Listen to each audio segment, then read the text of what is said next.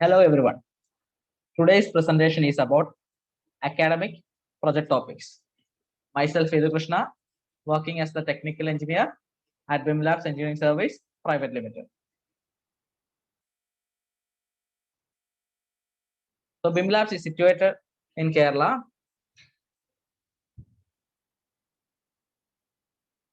BIM Labs is an Autodesk authorized learning partner and a member of Indian Green Building Council. Our key business areas are BIM training for students and corporates, BIM implementation support for corporates and organizations, BIM project outsourcing, and BIM placement services. For more details, you can contact us through email, WhatsApp, Facebook, LinkedIn, etc. So today we are going to discuss about the 5 different project topics. First one is cooling technologies using ground source, minimizing the traffic at congested road intersections, analysis and design of bus terminal, comparative study on analysis of elevated water tanks due to earthquake from different earthquake zones. And the final one, analysis of excavation of soil using Plaxis 2D. So the first one is cooling technologies using ground source. So geothermal technology harnesses the Earth's heat. Just a few feet below the surface, the Earth maintains a near constant temperature in contrast to the summer and winter extremes of the ambient air above the ground. Further below the surface, the temperature increases at an average rate of approximately 1 degree Fahrenheit for every 70 feet in depth. In some regions, tectonic and volcanic activity can bring higher temperature and pockets of superheated water and steam much closer to the surface. Three main types of technologies take advantage of Earth as a heat source. So the first one is ground source heat pumps, direct use geothermal, and deep and enhanced geothermal systems. Geothermal energy is considerable as a renewable source. As you know, good source heat pumps and direct use geothermal technologies serve heating and cooling applications, while deep and enhanced geothermal technologies generally take advantage of much deeper, higher temperature geothermal resource to generate electricity. So coming on to the first one, ground source heat pumps. A ground source heat pump takes advantage of the naturally occurring difference between the above ground air temperature and the subsurface soil temperature. A ground surface or a geo exchange system consists of heat pump connected to a series of buried pipes. One can install the pipes either in horizontal trenches just below the ground surface or in a vertical boreholes that go several hundred feet below the ground. The heat pump circulates a heat conveying fluid, sometimes water, through the pipes to move heat from one point to the other point. If the ground temperature is warmer than the ambient air temperature, the heat pump can move heat from ground to the building and vice versa also. Ground source heat pumps require a small amount of electricity to drive the heating or cooling process. For every unit of electricity used, the heat pump can deliver as much as 5 times the energy from the ground, resulting in a net energy benefit. Geothermal heat pumps users should be aware that in the absence of using renewable generated electricity to drive the heating or cooling processes, how the heat pumps works. Okay, the steps below describe how a heat pump works in the heating board. So the first step is circulation. The above ground heat pump, see the circulation. The above ground heat pumps moves water or another fluid through a series of buried pipes or ground loops. See, then heat absorption. As the fluid passes through the ground loop, it absorbs heat from the warmer soil near it or groundwater around it. Now, heat exchange and use. The heated fluid returns to the building where it used for useful purposes such as space or water heating. The system uses a heat exchanger to transfer heat into the building's existing air handling, distribution, and ventilation systems. Or with the addition of a de-superheater, it can also heat domestic water. Coming to the last term, recirculation. Once the fluid transfers its heat to the building, it returns at a lower temperature to the ground loop. Okay, to be heated again. This process is repeated, moving heat from one point to another for the user's benefit and comfort. So the second method is direct use geothermal. Direct use geothermal systems are use groundwater that is heated by natural geological processes below the Earth's surface. This water can be hot as about 200 Fahrenheit or more. In locations such as Yellowstone National Park and Iceland, these groundwater reservoirs can reach the surface, creating geysers and hot spring itself. One can pump hot water from the surface or from the underground for a wide range of useful applications. How it works? Pumping. To tap into the hot groundwater, a well is drilled. A pumping system may be installed, although in some cases, hot water or steam may rise up through the well without active pumping. To delivery. Hot water or steam can be used directly in a variety of applications, or it can be cycled through a heat exchanger. Refilling. Depending on the use of requirements of the system, the conditions of the site, the groundwater aquifer may need to be replenished with water from the surface. In some cases, the movement of the groundwater might refill the aquifer naturally. Now we are going to discuss about a case study about the Ouray Hot Springs pool in Ouray, Colorado. As you can see the location, it's in US Highway 505 at north end of the town of Ouray. At an elevation of approximately 8,000 feet, the town is located in a valley surrounded by 12,000 to 30,000 feet peaks of the San Juan Mountains, making for an impressive setting. The original construction of 125 by 150 feet ellipse-shaped pool was completed in 1927 by the Ouray Recreation Association after 2 years of operation. The pool was taken over by the city and has been operated as a public facility ever since. Its uses. Water from the two sources described above is supplied to the pool and in the winter months to a heating system for the pool buildings. For the pool itself, the combined flow from the spring and the well is delivered to a concrete tank on the west side of the facility. Here, chlorine is added and the water is pumped to the filter room. The geothermal water is passed through 2 and 3 filters to remove the iron and manganese and is mixed with the pool water after it was passed through the main filters. 3 distinct temperature zones are maintained in the pool. A small 104 Fahrenheit section, a larger 98 Fahrenheit section. And the main portion of the pool is allowed to float using whatever geothermal water is left after satisfying the warmer sections. The temperature is maintained by manual adjusting valves, which mix the geothermal water with the filtered pool water. Overflow from the pool is delivered to the Unclaimed river located adjacent to the facility. And this is the network used for that pool. Coming to the final one, deep and enhanced geothermal systems. This deep geothermal system use the steam from far below the Earth's surface for applications that require temperatures of several hundred degree Fahrenheit. Other variations can capture steam directly from the underground. Unlike ground surface heat pumps or direct use geothermal systems, deep geothermal projects can involve drilling a mile or more below the Earth's surface. At these depths, as you already know, the pressures will be high and keep the water in a liquid state even at temperatures of several hundred degree Fahrenheit. How it works? First one, pumping. Hot water or steam is pumped up through a deep well.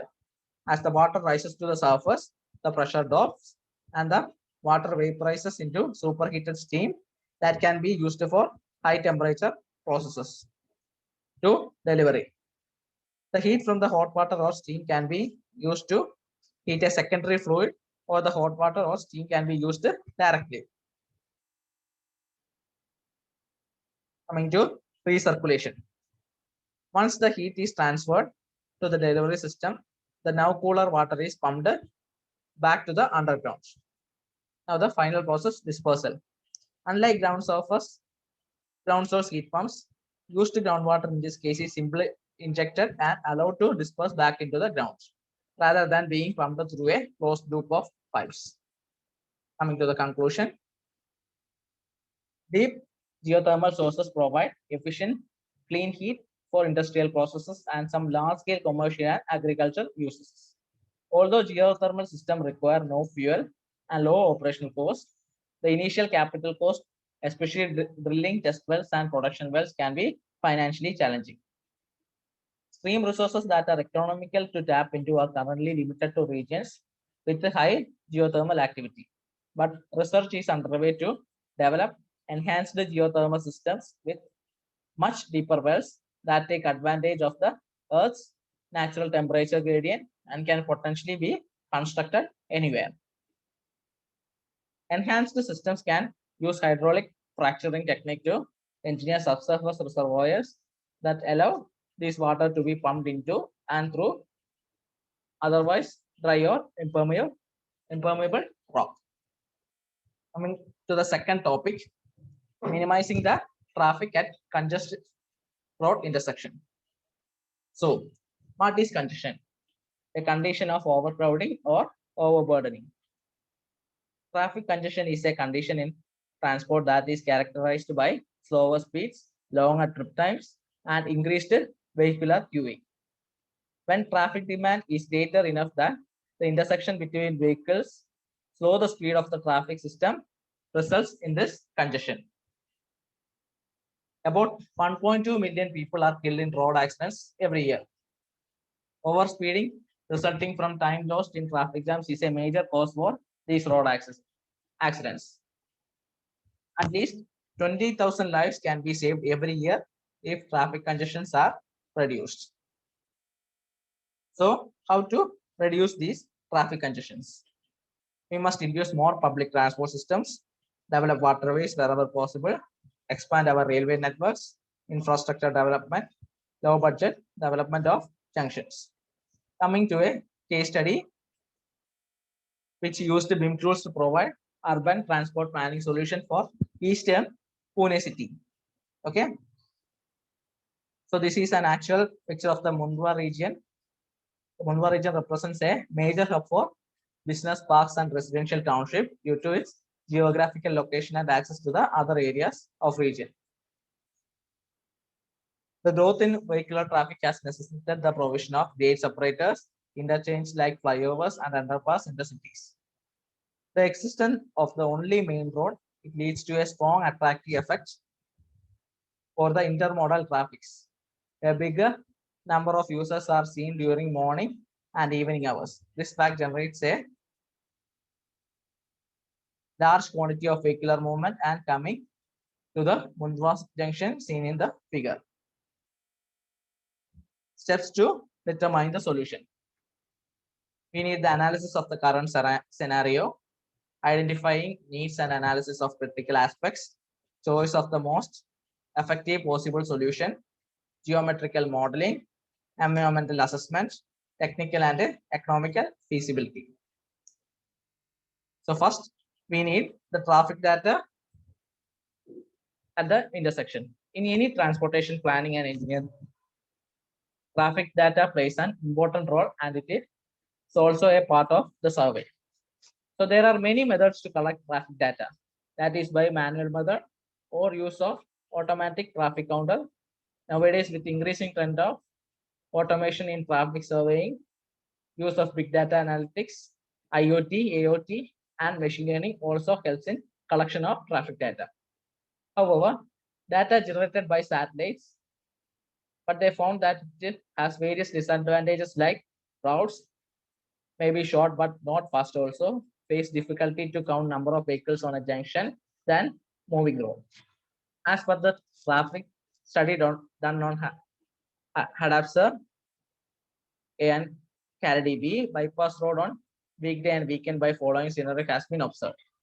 And the serial number of description vehicles and the corresponding PCUs are calculated. From the traffic study, it is observed that more than 41,000 number of vehicles go in both direction of road in Adaspar and Caradi. As per our traffic study, the current peak hour traffic shows that the capacity of the road has been already exhausted, and in next 2 to 3 years, it may not be possible for the commuters to travel on this route.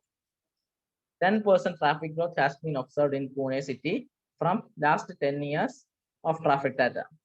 By considering only 5% growth rate, also in next 5 to 6 years, the peak hour traffic will go to the maximum limit of 6 lane capacity. So only widening the existing road is not only an option, one must consider an alternate road for traffic diversion. So here is the graph that represents the growth in traffic volume in the last 10 years on the NH9. So the availability of land is also quite less, which becomes a difficult task to implement a solution. Hence, with this increase in land space cannot be done in these areas. Near the junction, many societies and offices are present which are not possible to remove. See? Hence, with the land space available, suitable design solutions should be introduced. This figure represents the satellite map of the site location in which land available is shown. Although a barren land is available near the site, however, due to private ownership, the landowner cannot give land access to the government. The yellow lines represent the availability of land area, which is about 3,234 meters square. Comparing and choosing the possible solution. The transport infrastructure design should be aimed to ensure that vehicles and pedestrians travel safely and uninterruptedly. The choice of the most effective layout depends on many factors such as dimension and geometry of intersection, traffic flows, morphology of the territory, presences of the building, land or other constraints, and budget. In this study, it is necessary to reduce the GHG emissions from transport, which come high on the agenda. Not only that, it is necessary to improve safety and functionality. So the best solution here is to replace the junction with a suitable interchange. So coming to our geometric modeling. These are the operational steps. Construction of model of terrain surface from available maps, then geometrizing horizontal alignment of the road of the intersection, then geometrizing vertical alignment, identifying the grade tangents and vertical curves. Assembly of typical sections, one for each element. Extruding of road solids and geometrical adjustment of terrain surface, and rendering and visualizing intersection by means of suitable BIM softwares like InfraWorks, BIM 360, Civil 3D, and SketchUp. As you can see, the dotted circle represents the Mundwa junction where all the traffic converges. The above geolocation is being shown by using InfraWorks BIM 360. Okay. This figure shows the junction where a bridge along with 4 ramps is connected to the various directions. Okay. Geometric profile showing necessary cutting and filling for the proposed route from Adaspar to Mundwa. Okay, after 3D rendering process, this is how the interchange will look and how the ramps and main roads are built to their destination. This is the top view of that 3D model after rendering. So coming to the conclusion, the design of the interchange is an intricate activity because of significant interactions due to various components involved in it. The environment, users, cost, etc. The procedures to perform an integrated design process, especially for road intersection, require the three-dimensional geometric modeling as well of other computational and functional analysis. For these purposes, specific software and other technical tools are used.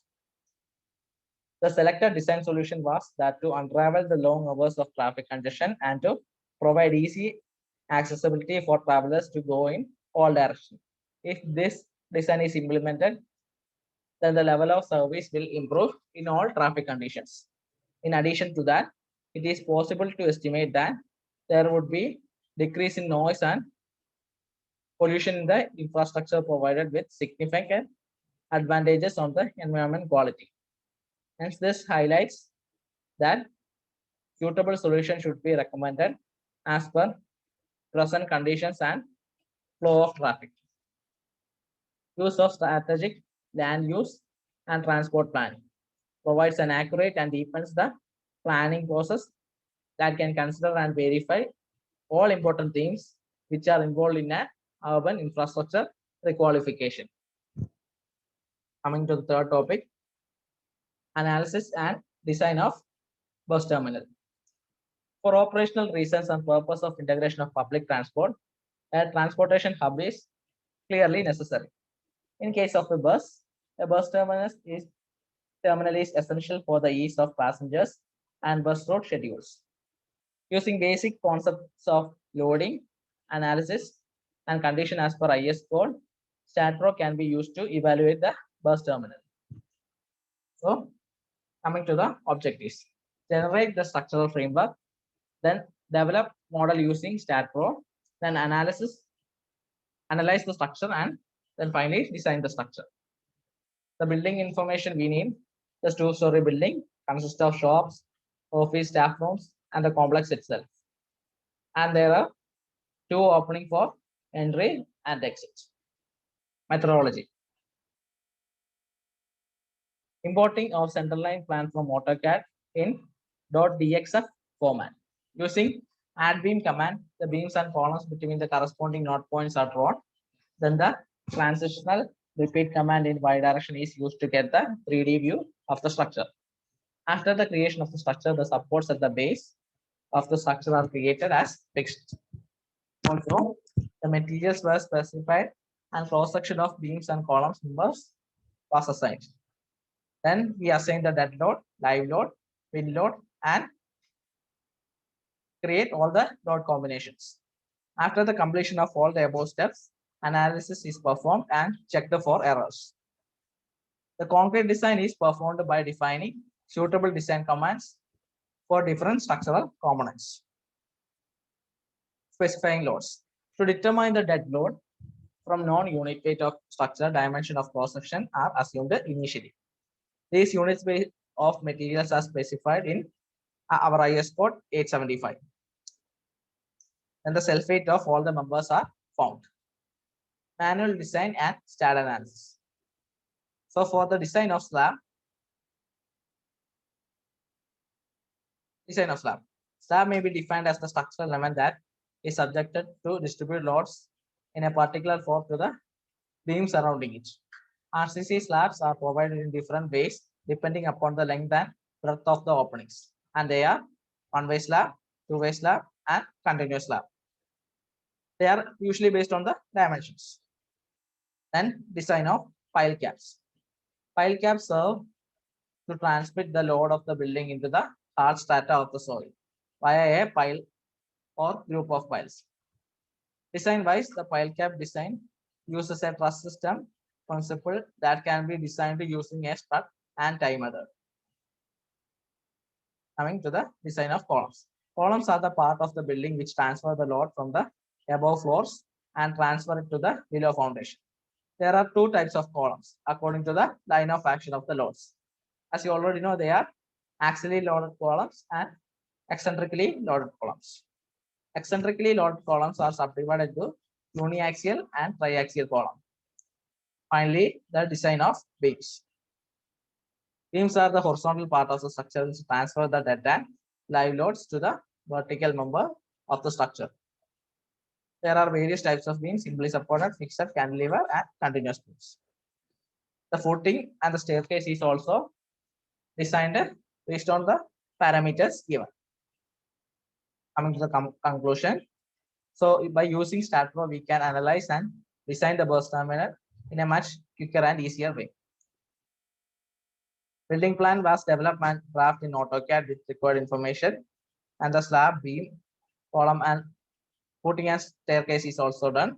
Then the structure is capable to sustain all loads acting on the building. Coming on to our next topic, comparative study on analysis of elevated water tank due to earthquake from different earthquake zones.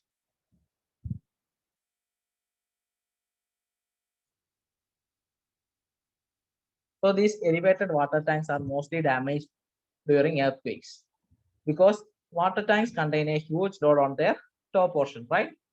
And their safety performance is critical in earthquakes.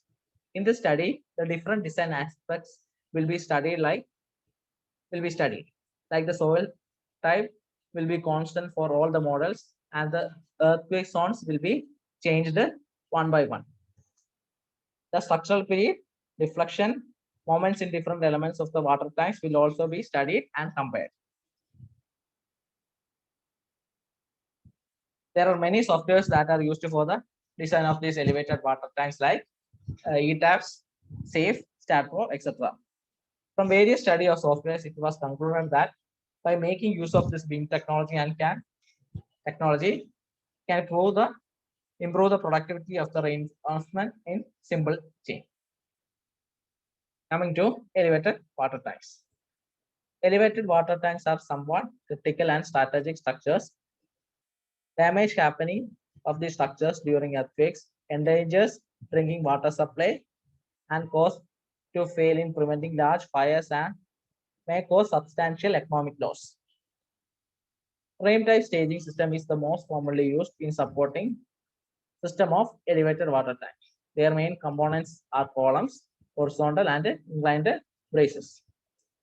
In frame staging, columns are arranged on the outer boundary of the container and connected internally by bracing systems at various levels. This system acts like a bridge between water reservoir and foundation for transferring the loads acting on the tank. Coming to the scope of the study. This study, finite modeling of water tank, was carried out by using the software StatPro, seismic analysis done for full water level and half water level condition, made to study the effect of different staging systems in tanks, the analytic investigation of the seismic response of elevated water tank by response spectrum method, considering the convective mode of an earthquake data is also included in the present study. The peak displacement and base shear obtained from the analysis were also compared. Problem statements. By using the software SAP 2000, there are a lot of problems which are faced by the designers. For example, architectural drawings are being made by the architects by using AutoCAD. And then by considering these drawings, structural engineer model the structure and analyze it. Many coordination issues arise during the design process. After the analysis of the structure, again, structural drawings are made by using the STAT software. Methodology. An elevated water tank that is designed on the SAP 2000 will with a selected soil and seismic parameters. And after designing this water tank, all the structural drawings will be produced by using AutoCAD. Then the same water tank with same parameters including height, water capacity, soil, and seismic parameters will be designed on a new software named StatPro. After designing in the new software, the compression of this two designs are studied. 3 number of water tanks are designed on the SAP 2000 and 3 number of water tanks are designed on the StatPro also with different properties. StatPro.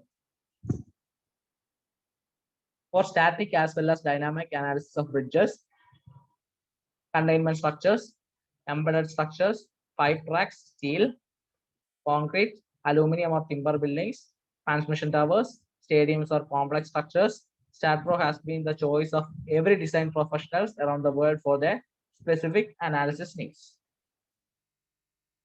Response spectrum analysis. In order to perform the seismic analysis and design of a structure to be built at a particular location, the actual time history record is required. However, it is not responsible to have such records at each and every location. To resolve these difficulties, earthquake response spectrum is used. Considered analysis and design parameters. The time period and base shear of the elevated water tank is considered for the analysis of this elevated water tank. These two parameters are considerably different while soil profile type exchanges. External stability checks are also important parameters for the analysis of the structure. The steel rebars are provided against the maximum and governing bending moments in all members of the structure. Bending moment is the important parameter in analysis because providing of reinforcement depends on bending moment produced in any element of the structure. So different members have different bending moments according to their size, as well as the forces applied on it. The maximum moment is observed at the bottom of the shaft. The overturning stability and bearing pressure of the soil is considered for the surety of the stability of the structure also. Now coming to types of elevated water tank. There are 4 types: steel frame, concrete frame, masonry pedestal, concrete mushroom type, or concrete pedestal. Steel frame and concrete frame. In steel frame elevated water tanks, the water bowl rests on top of the steel frame. The frame of the elevated tank is made of steel structure and the top wall of the elevated water tank was of the concrete.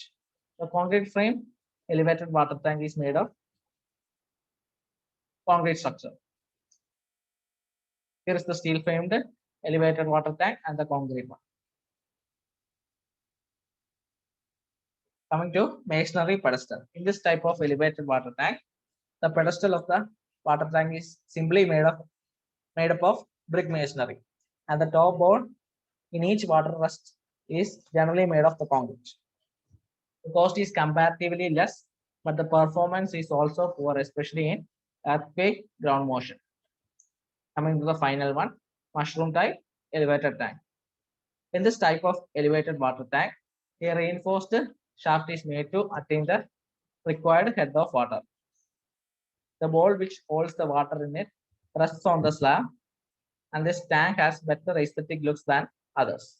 This tank has more cost than masonry pedestal elevated tank, but study shows that this has better performance in earthquake. This is the figure of mushroom type elevated water tanks. And the design and analysis is done through StatPro. Coming to the conclusion. Storage of water in tanks has become a necessity for drinking and washing purposes in the present day life. For small capacities, we go for rectangular tanks, and for large capacities, we go for circular tanks. In this project, we have analyzed the overhead RCC water tanks through theoretical design and StatPro. Although the stress and bending moment are nearly equal, but all the parameters listed in the theoretical design cannot be fully adapted in a program design. Coming to the last topic, analysis of excavation in soil using Praxis 2D. Introduction. This excavation involves the removal of a layer of soil beneath the topsoil. Excavation is done for footings, dams, or any other construction projects, so its importance is high, and understanding properties of soil after excavation is very useful. This excavation requires supporting. If the depth is more than 6 meters, such as diaphragm walls with strut, anchors, or tiebacks, the process becomes very complicated in heavy construction. Praxis.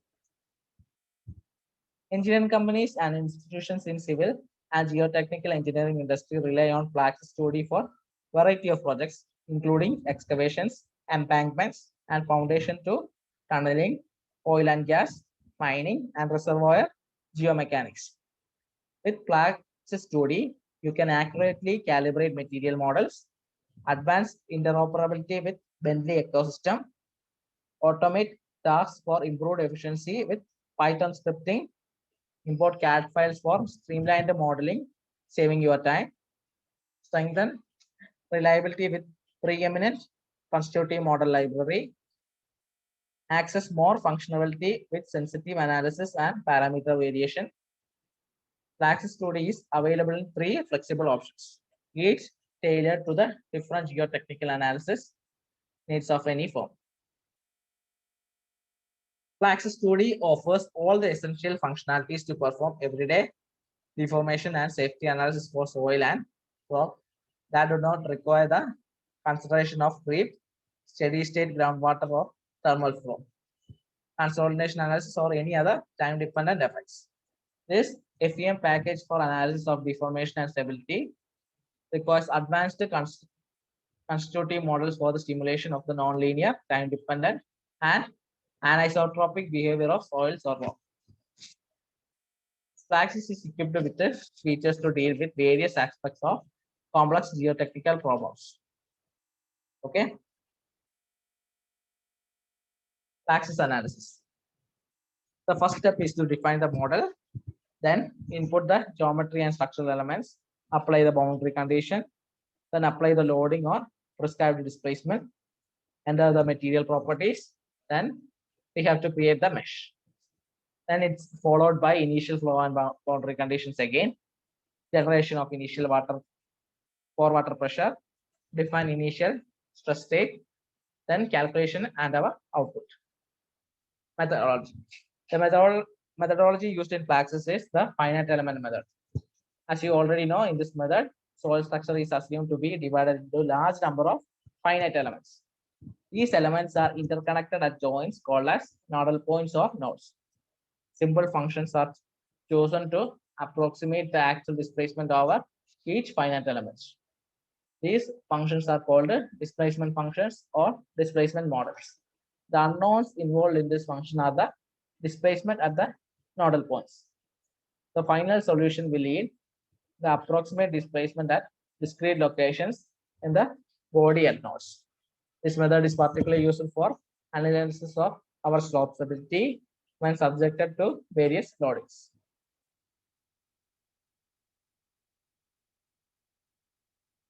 And the models include Moore column, joint rock, hardening soil, soft soil, and modified CAM clay model. And standard boundary conditions are automatically generated by the program. The program also has an advantageous feature that enable user to choose different soil model, which is dependent on mechanical deformation behavior of soil for the simulations. Coming to our Moore column model. The content above the Moore column model is collected. Soil behavior is highly non-linear and irreversible. The Moore column model assumes a linear elastic perfectly plastic behavior of the soil, which implies a linear unloading and preloading. The strains are decomposed into an elastic and a plastic part. And it has 5 parameters, which is Young's modulus, Poisson's ratio, cohesion, friction angle, and dilatancy angle. So coming to our conclusion, Plaxis analysis provided the necessary confidence to undertake deep excavation close to sensitive buildings in a location and set monitoring action levels. This excavation is also to be constructed using a top-down technique. However, due to a greater depth and penetration beneath the groundwater table, a secant wall is to be constructed, which will go into the low permeability underlying. The Bimlas community.